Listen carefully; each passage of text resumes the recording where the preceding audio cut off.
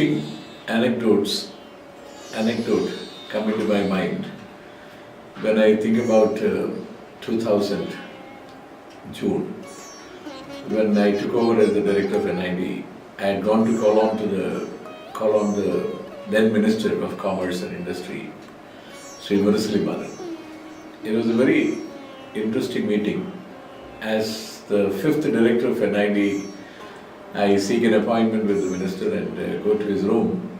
And he asked me, Dr. Koshy, have you seen the latest Time magazine? I said that, sir, I have not been able to see it. He calls his office and gets this magazine and shows me a waste paper basket was on the front of the cover of the Time magazine and well designed. And he says that, look, a waste paper basket is on the Time cover, designed by probably IDEO or whichever American design firm, and it is making waves in the US. And there is a big story in this, you must read this. So what are you going to do as director of NID? Are you going to get some product of India where we can be proud of? Is there any product which has been designed in India which has become a major attraction across the world?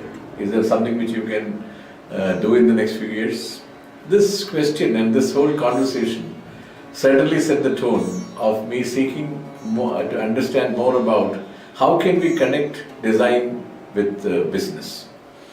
It is not only then that I thought about it, but I was very impressed with the honorable ministers, late ministers,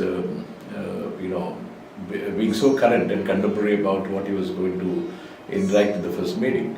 And there are therefore very good lessons to be learned sometime, that this kind of casual conversations can set the tone for an entire tenure, because many people do not know the context of certain actions later taken. Now just to go back in time, when NIFT was introducing the National Institute of Fashion Technology as a college of design, business and technology. It was just borrowed from the Fashion Institute of Technology in New York, which had the same kind of byline, a college of design, business and technology.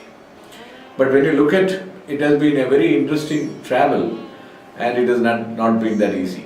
Because when design became the first course to be introduced in NIFT in '87, and later the other courses followed in 1988, the garment manufacturing technology and apparel marketing and merchandising, one would see that there was a big understanding or a deficiency in understanding that what kind of a business is what design is going to connect or fashion is going to connect with.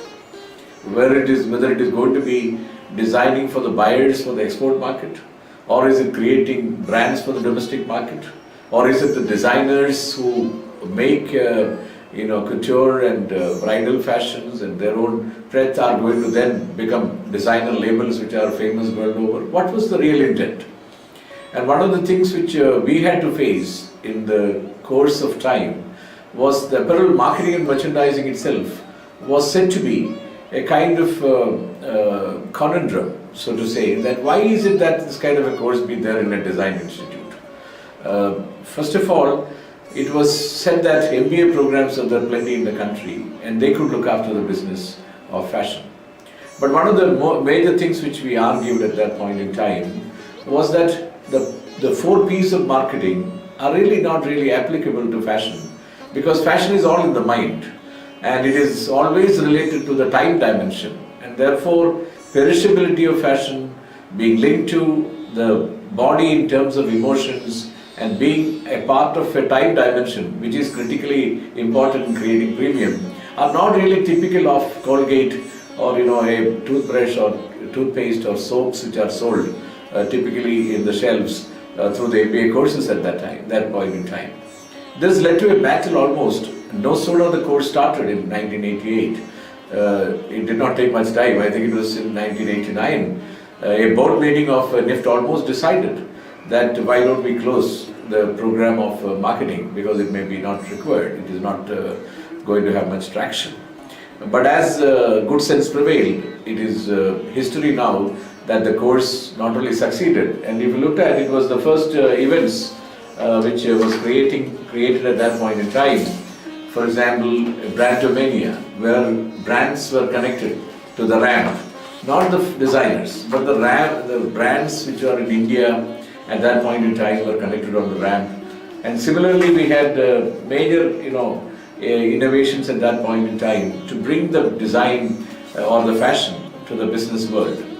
Now, this succeeded on both counts. One was that we were able to bring in the Apparel Summit, for example, which was held initially for exports, and later another version was added called Apparel Retail Summit, which was the harbinger of all kinds of summits in the country later. In fact, it was the NIFT initiated Apparel Export Summit and Apparel Retail Summit, which were the harbingers of later big events which were taken up by the magazines and celebrated across. But the design or the fashion getting connected to the business became a theme in the organized retailing, which was beginning to get momentum at that point in time, along with the number of designers coming to the market, and they're not necessarily finding the kind of jobs in an export company, but more to do with domestic brands which were beginning, or domestic retail which were beginning to happen. So the connect happened to some extent. I would have expected that over the period more businesses really become design oriented in fashion, and there are now good examples. I don't want to take the names on a public program like this, but I would say that the effect of design revolution through the Fashion Institute, which propelled through the apparel marketing and merchandising course and the fashion design course, became visible to the domestic industry, certainly much more than in the export industry. The fact that many of the top CEOs today, whether it is of Raymond, whether it is of the Levi's, earlier in Jabong, or in Benetton, or in many companies like Cover Story, they are all from the apparel marketing and merchandising program, one is proud to say, and Nike in Bangalore, almost all of them, and several such companies in buying houses. You will find profusion of those alumni really doing well. Now, coming to the design story, it is even more difficult to really link it, because when I became director, I had a meeting with the various departments, and I had asked them, how many companies are you in touch with? How many of them are actually registering your designs? But luckily at that point in time, I remember, I recall the name as Sushant Jaina. He made a very, very impressive, cooker head for the kitchen use, for the kitchens where the gas stove or gas burner. And this was, to my eyes, he had done a remarkable work.